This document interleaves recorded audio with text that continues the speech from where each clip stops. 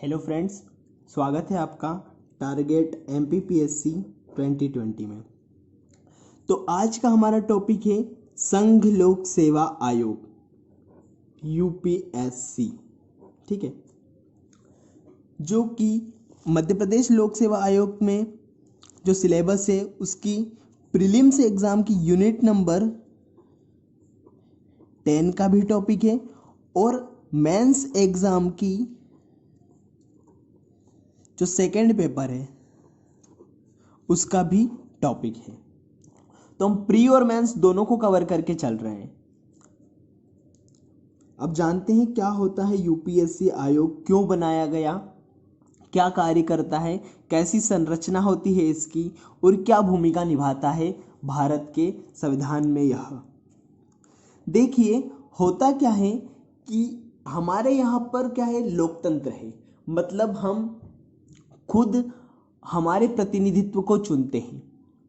जो संसद में जाकर हमारे लिए कानून बनाते हैं उन्हें हम स्वयं चुनते हैं, लेकिन जो व्यक्ति कानून बनाते हैं क्या वो कार्य करते हैं? नहीं।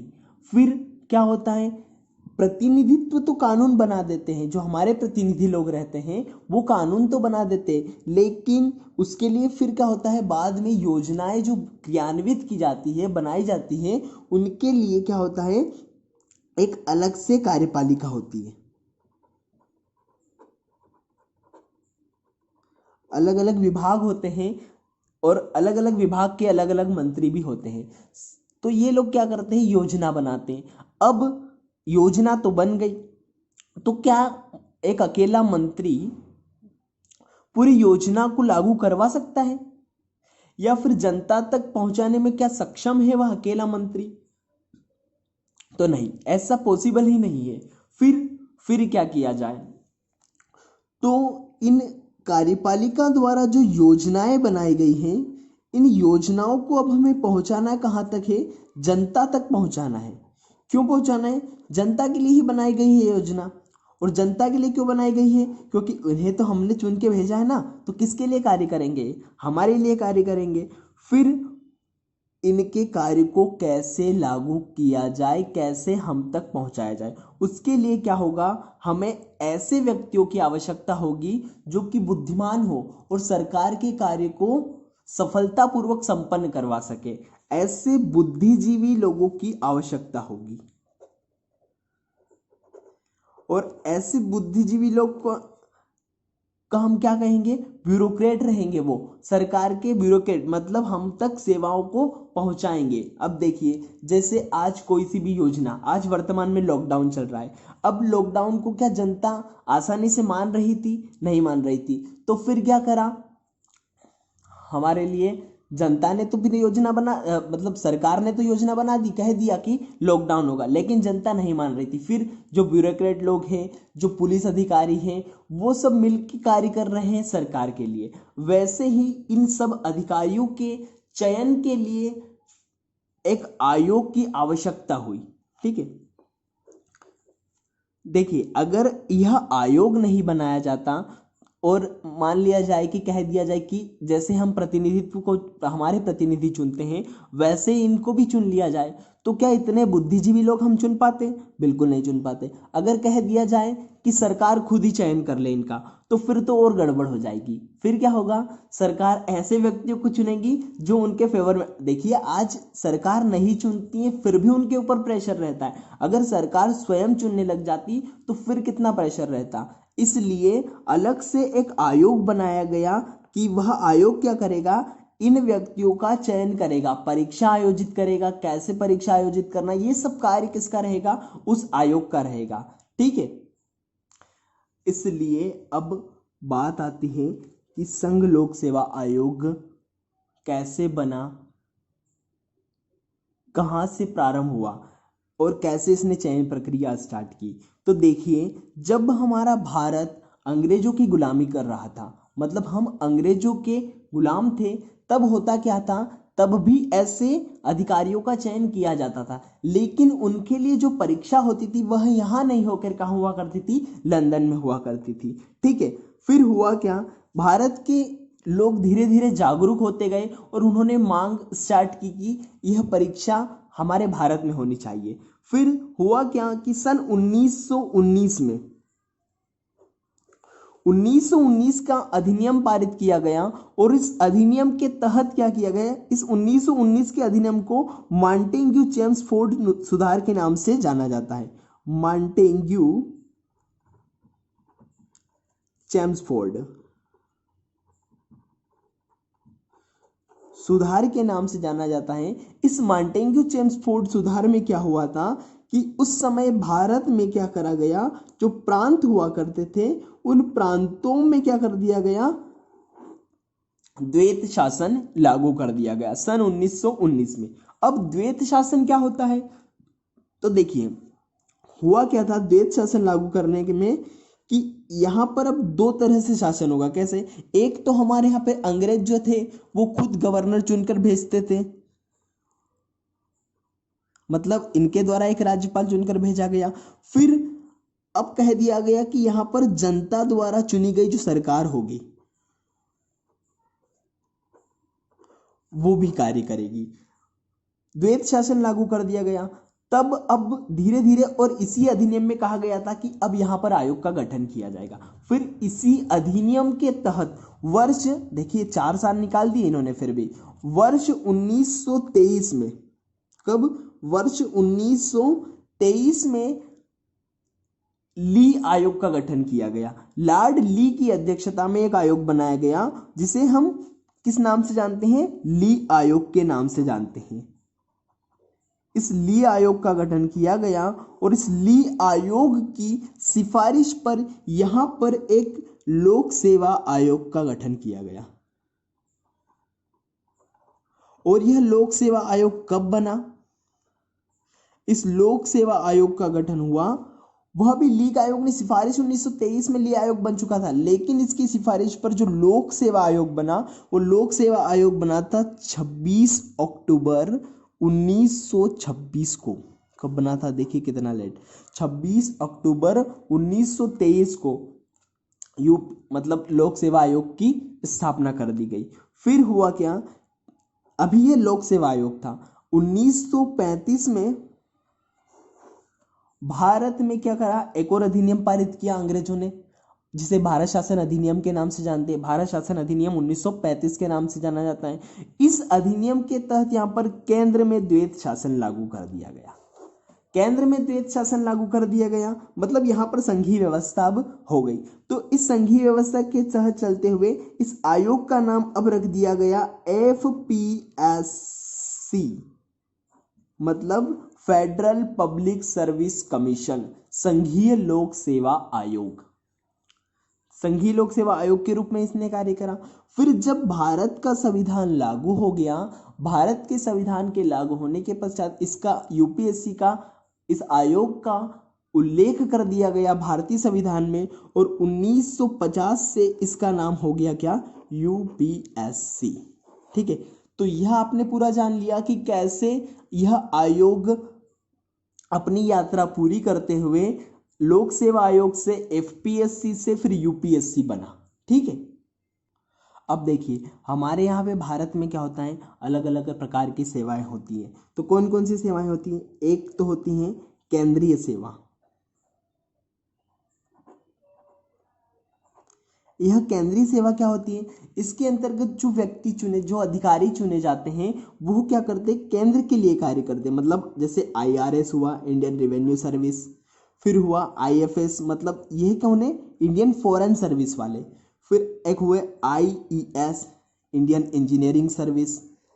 ये लोग क्या करते हैं, केंद्रीय सेवा के अंतर्गत कार्य करते हैं। एक होती है अखिल भारतीय सेवा, अखिल भारतीय सेवा। ये अखिल भारतीय सेवा क्या होती है, तो ऐसी सेवा जिसके लिए अधिकारियों का चयन तो केंद्र सरकार करेगी। कौन करेगा, अधिकारियों का चयन जो करेगी वह करेगी केंद्र सरकार, लेकिन ये अधिकारी कार्य किसके लिए करेंगे, राज्य सरकार के लिए करेंगे। तो इसके अंतर्गत कौन कौन आएगा, देखिए इसके अंतर्गत आएगा आईएएस, इंडियन एडमिनिस्ट्रेटिव सर्विस, फिर आएगी आईपीएस, इंडियन पुलिस सर्विस, फिर आएगी आईएफएस, इंडियन फॉरेन सर्विस। इन 3 सर्विसों को रखा गया है काय में, अखिल भारतीय सेवा के रूप में रखा गया है। एक और सेवा होती है और वो क्या होती है, राज्य सेवा। अब राज्य सेवा के लिए क्या करेंगे, राज्य ही इनकी नियुक्ति करेगा और राज्य के अंदर ही कार्य करेगा। देखिए यहां पर इंडियन लगा रहे थे, यहां हम सेम लगा देंगे, क्या स्टेट लगा देंगे। जैसे कि मान लो कहीं पर डिप्टी कलेक्टर का चयन हुआ तो वो क्या हो जाएगा, SAS, स्टेट एडमिनिस्ट्रेटिव सर्विस। फिर देख लिया जाए कहीं कोई DSP बना है तो हम क्या बोल देंगे, SPS, स्टेट पुलिस सर्विस, ठीक है। फिर बोल देंगे SFS, स्टेट फॉरेन सर्विस। यहाँ पर डिप्टी कलेक्टर का चयन हो जाता है, यहाँ पर DSP का चयन हो जाता है, यहाँ पर हो जाता है किसका, जो फॉरेन सर्विस हमारी MPPSC लेती है ना, अलग अलग जो राज्य होंगे उनके नाम आ जाएंगे इस एस की जगह। तो इस प्रकार से 3 प्रकार की सेवाओं को हमने देख लिया, ठीक है। यदि हमसे सीधा सीधा पूछ लिया जाए कि क्या होता है UPSC, तो हम बता तो पाए 10 शब्द में या फिर 50 शब्द में। देखिए सीधी सी बात है, क्या होता है UPSC, तो UPSC क्या है, एक केंद्रीय भर्ती संस्थान है। क्या है, केंद्रीय भर्ती संस्थान है जो कि स्वतंत्र और एक संवैधानिक निकाय है। कैसा, स्वतंत्र है और संवैधानिक निकाय है।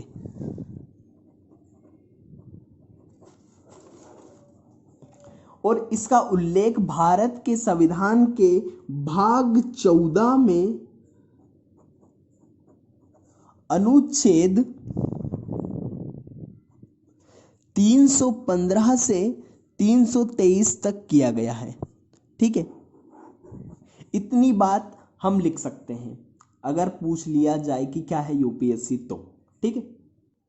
अब बात आती है कि कैसे बनता है, कौन कौन सदस्य होते हैं, कौन नियुक्ति करता है, कैसा इसका कार्यकाल होता है, कहाँ से वेतन प्राप्त करते हैं, ऐसी बात आती है। अगर ऐसा पूछ लिया जाए प्रश्न कि क्या इसकी संरचना होती है या फिर UPSC की संरचना को समझाइए, तो फिर हम क्या बताएंगे, इसकी संरचना।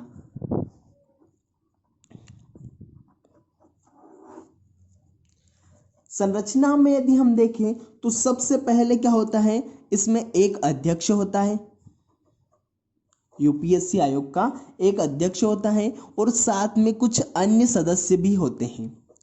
अब ये सदस्य कितने होंगे इसका कोई उल्लेख भारत के संविधान में नहीं किया गया है, तो फिर कैसे, तो इन सदस्यों की संख्या का निर्धारण करेगा कौन, भारत का राष्ट्रपति।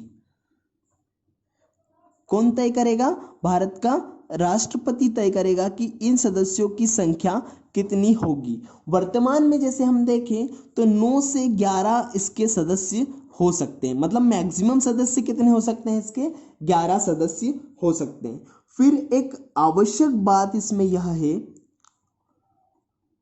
आवश्यक बात यह है इसमें कि जो सदस्य होंगे, मतलब इस आयोग में जो सदस्य होंगे उसमें आधे सदस्य मतलब 50% सदस्य कैसे होने चाहिए, 50% सदस्य ऐसे होने चाहिए जिन्होंने लगभग 10 वर्ष तक, कितने, 10 वर्ष तक राज्य सेवा या केंद्र के अंतर्गत कार्य किया हो, मतलब उनको 10 वर्ष का अनुभव होना चाहिए। अब देखिए ऐसे अधिकारियों का चयन करने जा रहे हैं तो खुद को तो एक्सपीरियंस हो, तो कम से कम कितना, 10 वर्ष का इनको अनुभव होना चाहिए। फिर इन व्यक्तियों की जो सेवा शर्त होती हैं उन सेवा शर्तों का निर्धारण कौन करेगा, इन व्यक्तियों की सेवा शर्त का निर्धारण करेंगे भारत के राष्ट्रपति, ठीक है भाई, भारत के राष्ट्रपति कर लेंगे इनकी सेवा शर्तों का निर्धारण। उसके बाद देखें कि कितने समय तक यह लोग कार्य करेंगे, मतलब इनका कार्यकाल कितना होगा। जो सदस्य आयोग में हैं उनका कार्यकाल कितना होगा, तो इन सदस्यों का जो कार्यकाल होगा वह होगा 6 वर्ष या फिर 65 वर्ष। मतलब क्या हुआ इसका सीधा सा अर्थ यह हुआ कि या तो वह 6 वर्ष तक कार्य कर ले या फिर 65 वर्ष की आयु पूर्ण होने तक, दोनों में से जो पहले पूरा हो जाएगा उस समय इनको अपना पद छोड़ना पड़ेगा। ठीक है, कार्यकाल हो गया इनका कितना, 6 वर्ष और 65 वर्ष। फिर क्या यह 6 वर्ष के लिए चुन लिए गए तो फिर 6 वर्ष तक कंटिन्यू कार्य करेंगे? नहीं, बिल्कुल ऐसा नहीं है। अगर ये चाहें कि बीच में ही इनको त्यागपत्र देना है तो किसे देंगे त्यागपत्र? ये त्यागपत्र देंगे राष्ट्रपति महोदय को। तो क्या सिर्फ त्यागपत्र के माध्यम से ही हटाया जा सकता? बिल्कुल नहीं। अगर जो राष्ट्रपति को लग जाता है, ठीक है, कि इन्होंने किसी प्रकार का गलत कार्य किया है, तो संवैधानिक प्रक्रिया के आधार पर भी इन्हें हटाया जा सकता है।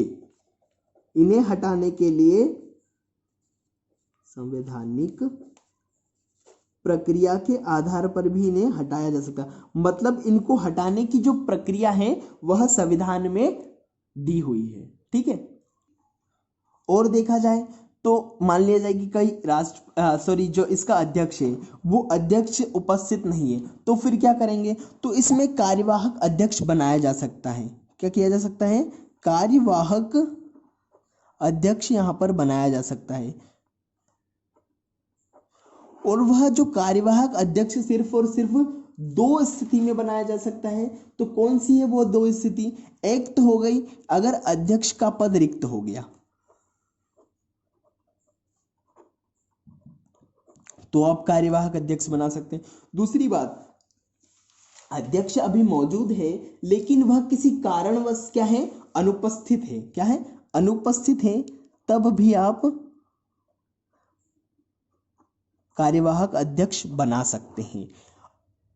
और ये कार्यवाहक अध्यक्ष है, कब तक कार्य करेगा? तो यह तब तक कार्य करेगा जब तक नया अध्यक्ष नहीं चुन लिया जाता। जब तक नया अध्यक्ष नहीं आ जाएगा तब तक कार्यवाहक अध्यक्ष कार्य करेगा। ठीक है, फिर जैसे कि अभी हमने देखा था कि इन्हें राष्ट्रपति हटा भी सकते हैं और संवैधानिक प्रक्रिया के माध्यम से हटा सकते हैं। तो कैसे इनको हटाया जा सकता है? निष्कासन इनका कैसे किया जाए?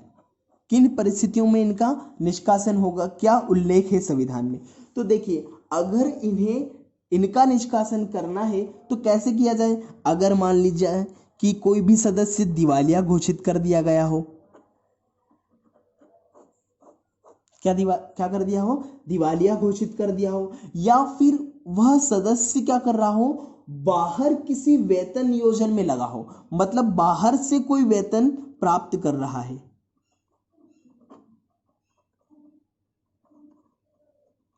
फिर अगली बात आती है कि अगर वह मानसिक रूप से या फिर शारीरिक रूप से अक्षम हो चुका है। कैसे? या तो मानसिक रूप से या फिर शारीरिक रूप से अक्षम हो चुका है, तब भी उसे हटाया जा सकता है। फिर और कैसे हटाया जा सकता है? अगर उसके ऊपर कोई कदाचार, मतलब साबित कदाचार के आधार पर भी उसे हटाया जा सकता है। लेकिन कदाचार के आधार पर यदि अध्यक्ष या फिर किसी सदस्य को हटाना है तो फिर उसके लिए एक जांच होगी, और वह जांच कौन करेगा?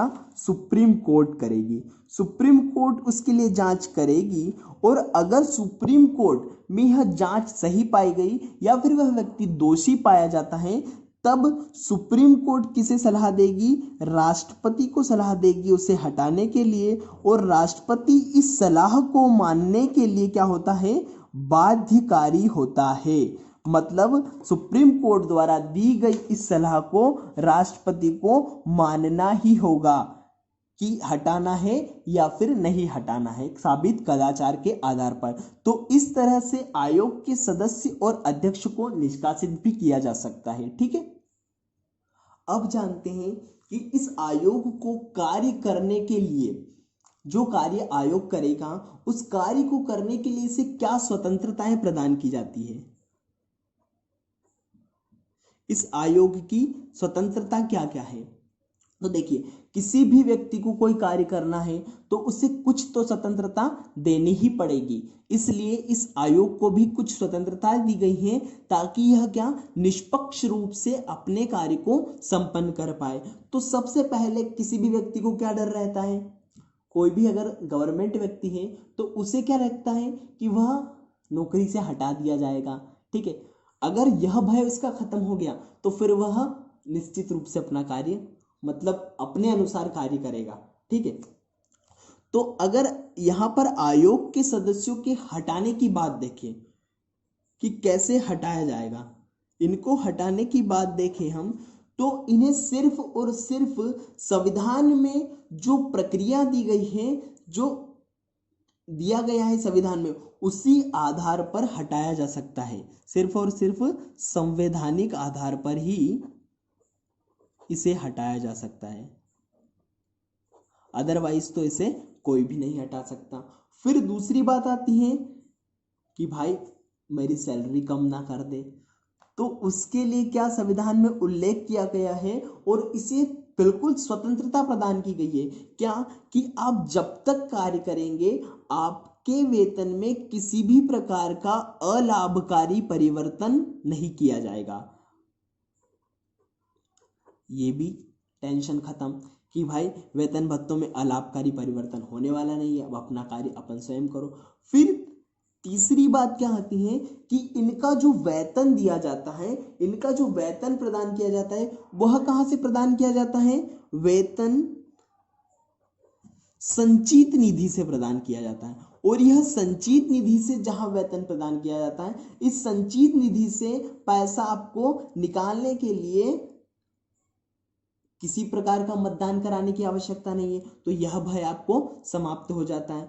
फिर बात आती है कि अब देखिए व्यक्ति को लालच भी रहता है कि भाई मैं अभी अच्छा काम थोड़ा इनका हेल्प कर दूंगा सरकार का, तो मुझे अगली बार फिर नियुक्ति कर देंगे। तो देखिए इनका जो कार्यकाल रहता है वह एक बार का रहता है, मतलब अध्यक्ष जो रहता है एक बार अध्यक्ष बन गया, उसके बाद यह अध्यक्ष तो बनने वाला है ही नहीं, मतलब पुनः नियुक्त तो होगा ही नहीं, साथ ही साथ किसी राज्य सरकार के अधीन किसी और नियोजन का पात्र भी नहीं होता है। मतलब राज्य सरकार के अधीन अन्य नियोजन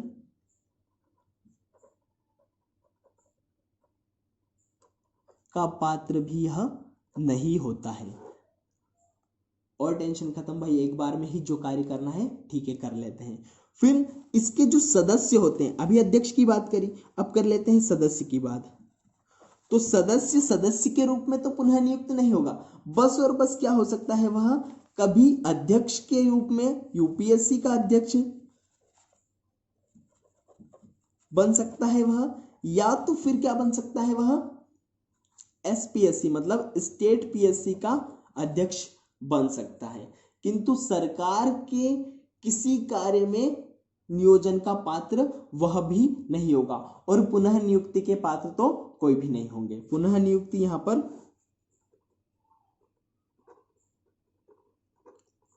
इस प्रकार की स्वतंत्रता यहां पर प्रदान की गई है किसे? अध्यक्ष और सदस्यों को, ताकि वह अपना कार्य व्यवस्थित और सुचारू रूप से कर पाए। ठीक है, फिर अब बात ये स्वतंत्रता तो दे दी, फिर अब कार्य क्या करते हैं ये लोग, तो इनके कार्यों को जान लेते हैं। क्या कार्य करता है यूपीएससी मतलब संघ लोक सेवा आयोग, क्या कार्य करता है? तो देखिए सबसे पहले हम देखें अखिल भारतीय, अभी हमने जान लिया था क्या होता है अखिल भारतीय, और इसके साथ ही होती है केंद्रीय सेवा, और एक होती है जो केंद्र शासित प्रदेश रहते हैं ना उनकी लोक सेवा, केंद्र शासित प्रदेशों की लोक सेवा। ठीक है, इन सभी में अधिकारियों की नियुक्ति हेतु क्या करता है? परीक्षा करवाता है, अधिकारियों की नियुक्ति के लिए परीक्षा करवाता है। और क्या करता है, अगर कोई दो राज्य मिलकर, ठीक है, दो राज्य मिलकर ऐसा अनुरोध करे कि आप हमारे दोनों राज्यों की परीक्षा करवाइए, मतलब अगर ज्वाइंट पीएससी करवाना है तो वो भी करवा सकता है। फिर और क्या कार्य करता है, अब मान लिया जाए कि किसी राज्य का राज्यपाल अगर अनुरोध करे कि किसी मामले के लिए उसे सलाह चाहिए, तो फिर क्या करेगा, अगर किसी राज्य के राज्यपाल के अनुरोध करने पर उन राज्य को किसी बात के लिए सलाह चाहिए, तो फिर यह क्या करेगा, पहले तो राष्ट्रपति से स्वीकृति लेगा। अगर राष्ट्रपति ने स्वीकृति दे दी तो फिर यह उन्हें जिस मामलों में वह सलाह चाहते हैं उन मामलों में वह यह सलाह भी प्रदान करता है, सलाह प्रदान करता है। और क्या कार्य करता है, सिविल सेवा जो है उसमें भर्ती कैसे करवाया जाए, उस सिविल सेवा में भर्ती की पद्धति क्या होगी, यह भी कौन बताएगा, यूपीएससी। सिविल सेवा की भर्ती पद्धति बताना। और क्या करेगा, तो भारत सरकार के अधीन, मतलब कोई व्यक्ति है जो कि भारत सरकार के अधीन कार्य कर रहा है। अब भारत सरकार के अधीन कार्य करते करते अगर उस व्यक्ति को कोई क्षति पहुंचती है, ठीक है, या फिर उसका कोई नुकसान हो जाता है, तो फिर उसके लिए पेंशन की मांग कर सकता है। और क्या कर सकता है, उसे पेंशन, उसकी जो पेंशन है वो निर्धारित भी कर सकता है कि इसे कितनी पेंशन दी जाए, पेंशन का निर्धारण भी यह कर सकता है। और देखें तो सेवा का विस्तार,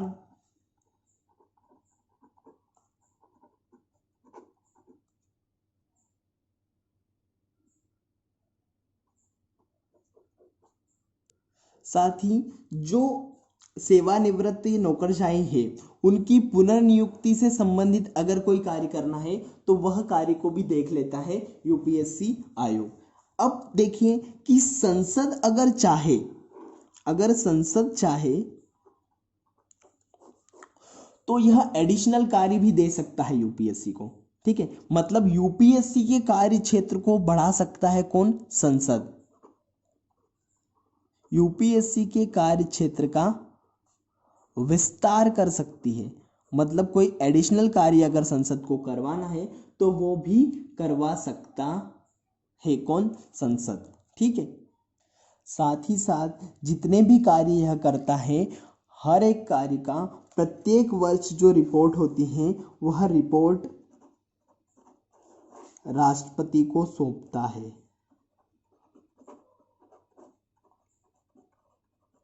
और फिर राष्ट्रपति क्या करते हैं, संसद के दोनों पटल पर इसे रखवाते भी हैं कि यूपीएससी के द्वारा क्या क्या कार्य संपन्न किए गए, किस प्रकार से कार्य किया गया और कितना ही हमारे लिए लाभकारी सिद्ध हो रहा है, ठीक है। तो हमने यूपीएससी के कार्यों को भी जान लिया।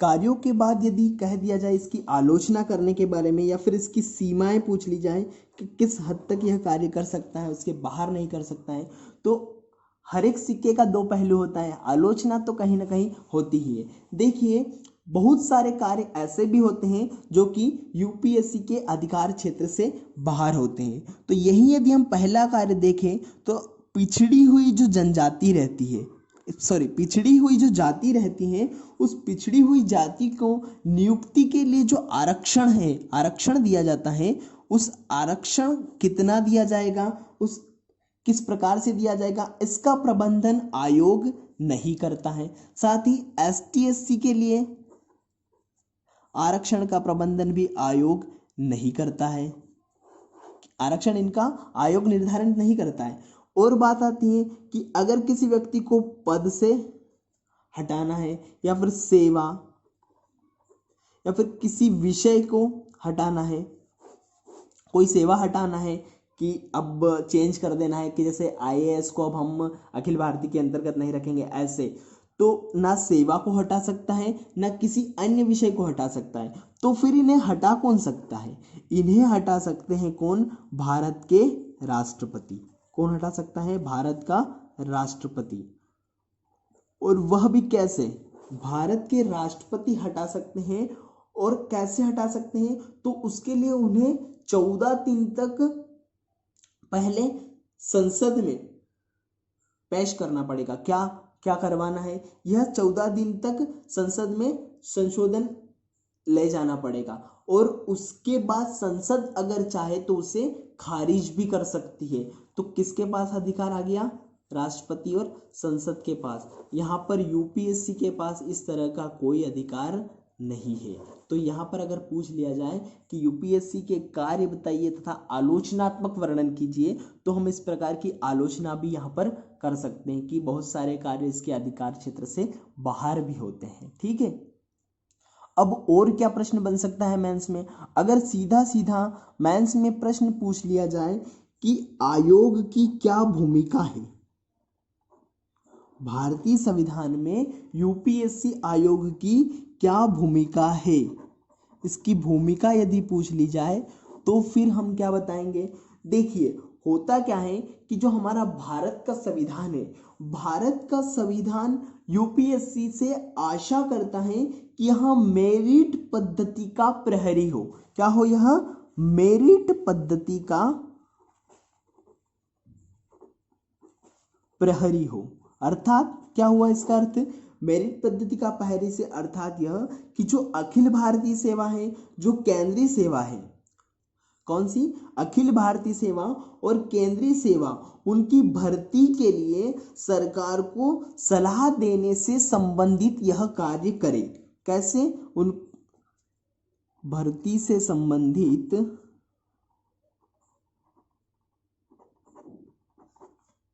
सलाह देने के लिए कार्य करे, तो निश्चित रूप से करता है, मतलब यह भूमिका निभा रहा है। अब देखिए, बहुत सारी बातें आपके दिमाग में भी आ रही होंगी कि जो सेवा का वर्गीकरण होता है, यह आयोग नहीं करता है। वेतन निर्धारण आयोग नहीं करता है। फिर सेवा की स्थिति क्या होगा, सेवा की स्थिति क्या होगी, यह भी आयोग नहीं बताता है। फिर बहुत सारे अलग अलग कैडर दिए जाते हैं ना, जैसे कोई आईएएस अधिकारी चयनित होता है तो किसी को राजस्थान कैडर मिलता है, किसी को मध्य प्रदेश कैडर, तो अलग अलग कैडर, तो कैडर प्रबंधन का कार्य भी इसका नहीं होता है। ठीक है, फिर प्रशिक्षण का कार्य भी इसका नहीं होता है। ठीक है, इन कार्यों में इसकी कोई भूमिका नहीं होती। तो फिर ये कार्य कौन करता है? तो ऐसे मुद्दों पर कार्य कौन करता है? कार्मिक प्रशिक्षण विभाग। कौन करता है ऐसे कार्यों पर? ऐसे कार्यों को कार्मिक प्रशिक्षण विभाग।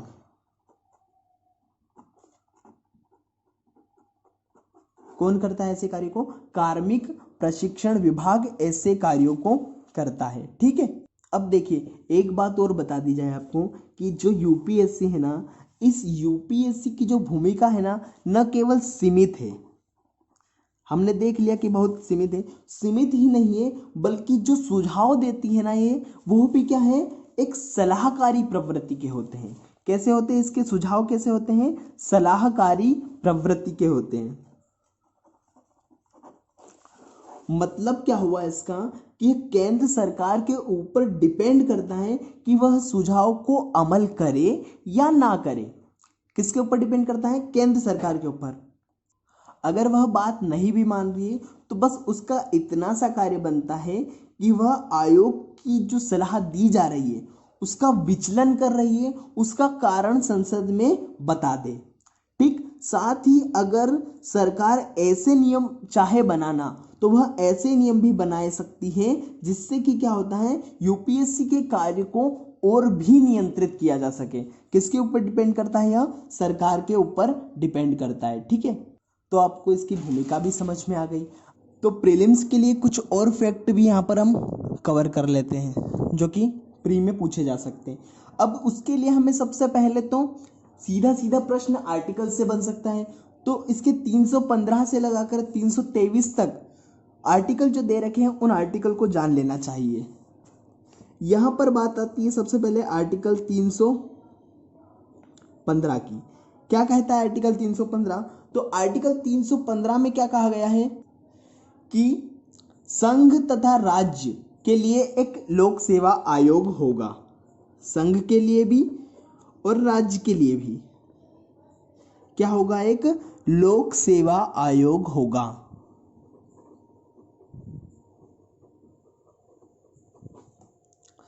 316 क्या कहता है, ये तो याद रह जाएगा। 315 सीधी सीधी बात बोल रहा है कि संघ तथा राज्य के लिए एक लोक सेवा आयोग होगा। फिर दूसरा, अब लोक सेवा आयोग जो है तो उस आयोग में क्या होंगे, अध्यक्ष और सदस्यों की नियुक्ति और उनका टाइम पीरियड, कितने समय तक काम करेंगे। तो 316 में क्या है, उनकी नियुक्ति और उनका कार्यकाल। ठीक है, ये कौन से अनुच्छेद में दे रखा है, तो 316 में। वहीं यदि हम 317 की बात करें तो 317 में सीधी सीधी 17 मतलब खतरा, क्या होगा, उनकी बर्खास्ती, सदस्यों की बर्खास्ती या फिर निलंबन।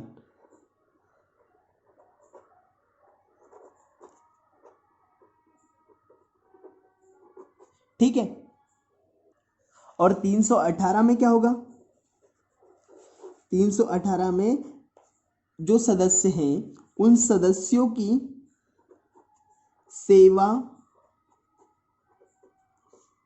शर्त संबंधित नियम, सेवा और शर्त संबंधित जो भी नियम होंगे वो कौन से आर्टिकल में होंगे, तो आर्टिकल 318 में। देखिए 315 में क्या था, 315 में सीधा सीधा था कि संघ और राज्य के लिए एक लोक सेवा आयोग होगा। फिर 16 में जो लोक सेवा आयोग होगा उनके लिए सदस्यों की नियुक्ति और उनका कार्यकाल। फिर 317 में क्या रहेगा, बर्खास्ती, 17 पे खतरा हो जाएगा तो बर्खास्ती या निलंबन। फिर 318 में जो सदस्य हैं उनकी सेवा शर्तों से संबंधित जो नियम होंगे वो नियम दिए गए हैं।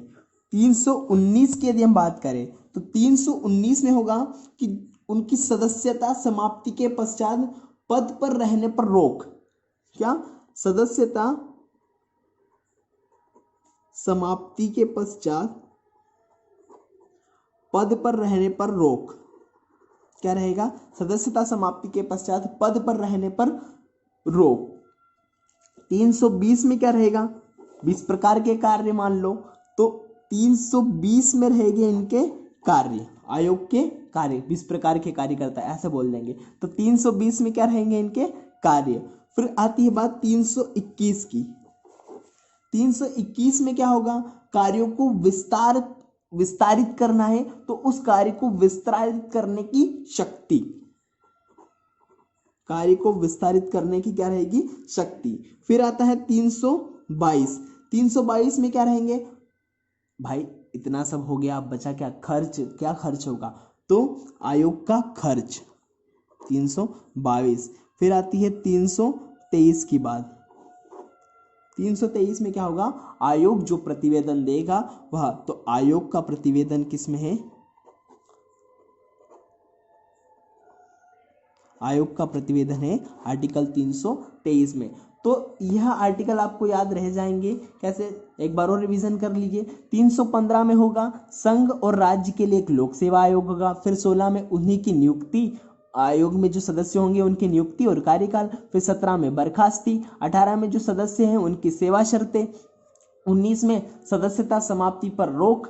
फिर 320 में 20 प्रकार के कार्य करता है। 322 में खर्च हो जाएगा। 321 की यदि हम बात करें तो कार्य को विस्तारित करने के लिए शक्ति, और 323 में आयोग का प्रतिवेदन। इस प्रकार से अगर आप एक दो बार इनको देखेंगे तो याद रह जाएंगे। ठीक है, अब अन्य फैक्ट में आपको एक बात बताता हूं कि 1979 की बात है, कब की, 1979 की। अब हमने क्या देखा था पहले कि अगर कोई सदस्य होता है इसका या फिर कोई अध्यक्ष होता है, वह सरकार के अन्य कार्यों का नियोजन नहीं कर सकता, उनके लिए पात्र वह नहीं होता।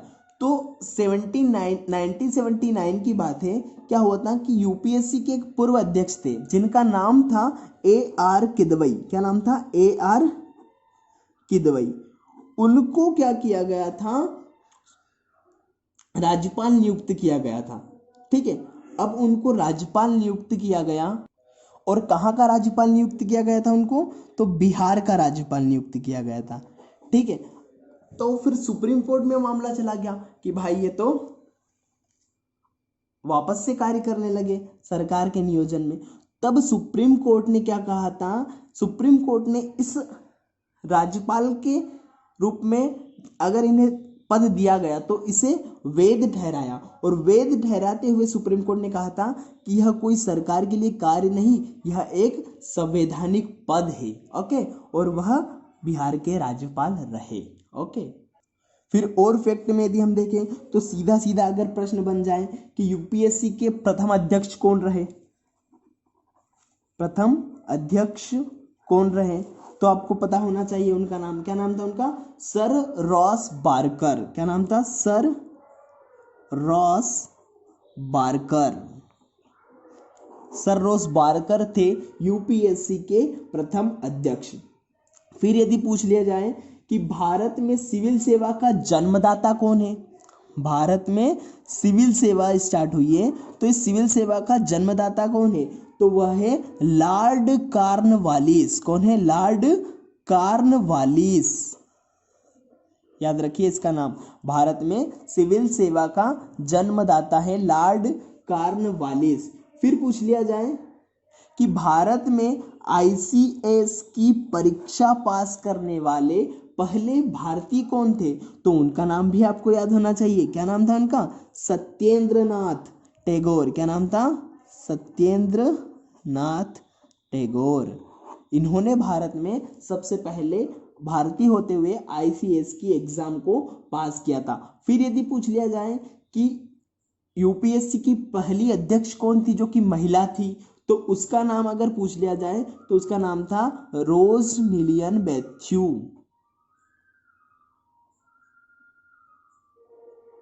ठीक है, ये नाम आपको याद रखना है। फिर वर्तमान में अध्यक्ष पूछ लिया जाए तो वर्तमान में अध्यक्ष कौन है? अरविंद सक्सेना। साथ ही आपको सारे अध्यक्ष की लिस्ट को एक बार देख लेना चाहिए, ताकि अगर प्रश्न इस प्रकार से बनता है कि निम्न में से कौन यूपीएससी के अध्यक्ष नहीं रहे, तब भी आप उस प्रश्न का उत्तर दे पाए। ठीक है। फिर यदि पूछ लिया जाए कि आजादी के बाद यूपीएससी के पहले अध्यक्ष कौन बने, तो उनका नाम भी आपको पता होना चाहिए। कौन बने थे आजादी के बाद पहले अध्यक्ष? तो उनका नाम था HK कृपलानी। उन्होंने की थी फिर यूपीएससी के ऊपर कृपा। ठीक है। और भी कुछ फैक्ट अगर हम जानना चाहे तो अगर पूछ लिया जाए कि जो लोक सेवा आयोग है वह कितने प्रकार का है, तो हम सीधे सीधे बता देंगे कि 3 प्रकार का है। कौन कौन से प्रकार है? 3 प्रकार में एक होता है संघ लोक सेवा आयोग, एक होता है राज्य लोक सेवा आयोग और एक होता है संयुक्त लोक सेवा आयोग। 3 प्रकार के आयोग होते हैं। ओके। फिर ये तो हमने आपको बता दिया है कि जो सदस्य होते हैं या फिर अध्यक्ष होता है वो इस्तीफा किसे देते हैं, तो इस्तीफा राष्ट्रपति को देते हैं। उनका कार्यकाल भी बता दिया कि 6 वर्ष और 65 वर्ष। ये भी बता दिया कि मैक्सिमम कितने सदस्य, तो मैक्सिमम 11 सदस्य हो सकते हैं। सभी फैक्ट भी हमने कवर कर लिए हैं और मेंस के हिसाब से भी हमने सारे प्रश्न कवर कर लिए हैं। ठीक है। अब देखिए, अगर आप मेंस की तैयारी भी साथ साथ कर रहे हैं तो आपको इन 3 प्रश्नों का उत्तर तो लिखना ही लिखना चाहिए। सीधा सीधा प्रश्न बन सकता है कि संघ लोक सेवा आयोग के कार्य लिखिए 50 शब्द में। फिर दूसरा प्रश्न बन सकता है कि संघ लोक सेवा आयोग की संरचना को समझाइए। फिर तीसरा प्रश्न अगर वह 200 शब्दों में पूछना चाहे तो इस प्रकार से प्रश्न पूछ सकता है कि संघ लोक सेवा आयोग की भारतीय संविधान में भूमिका स्पष्ट करते हुए उसके कार्य बताइए और कार्यों का कैसे आलोचनात्मक वर्णन कीजिए। तो इन सभी प्रश्न को हमने वीडियो में कवर किया है, कैसे आपको लिखना है ये हम देख चुके हैं, बस आपको एक बार लिख के देखना चाहिए इन्हें। धन्यवाद।